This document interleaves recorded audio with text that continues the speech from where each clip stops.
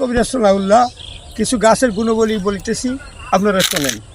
এবং আমার এই কথা অনুসারে আপনারা যদি বাড়তে বা নিয়মিত কাজ করতে পারেন তাহলে আপনারাও অনেক উপকৃত হবেন। এই দেখ আমার হাতে যে গাছটা দেখতেছেন, এটাকে বলেন লজ্জাপতি। এই লজ্জাপতি গাছের অনেকগুলো গুণবলী আছে, ওদিকে যাব না। কিন্তু এর 1 নম্বর কাজ, শনি কিংবা মঙ্গলবারের দিন এই গাছের শিকড় তুলে তাবিজের ভিতরে, আর এর সাথে আরও কিছু অংশ আছে। আরেকটা গাছ হাতি সুরের শিকড়, এই 2 শিকড় তাবিজের মধ্যে ঢুকায়া যে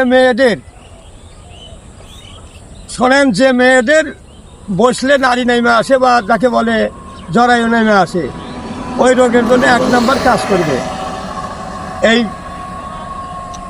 এই লজ্জাপতির শিকড়। এবং এই লজ্জাপতির শিকড় আর হাতি সুরের শিকড়, এই 2 শিকড় একত্রিত করে তাবিজের ভিতরে ভরে মেয়েদের মাজায় দিলে এই গাছও তাবিজের ভিতর থেকে শুকাবে। এবং ইনশাআল্লাহ আল্লাহর দয়া, এই গাছের গুণ কেরামতি এবং গাছের গুণে, আল্লাহর পবিত্র এই গাছের গুণে ওই মেয়েদের জরায়ুটাই না আবার সাবেক সম্পন্ন হবে। আসসালামু আলাইকুম।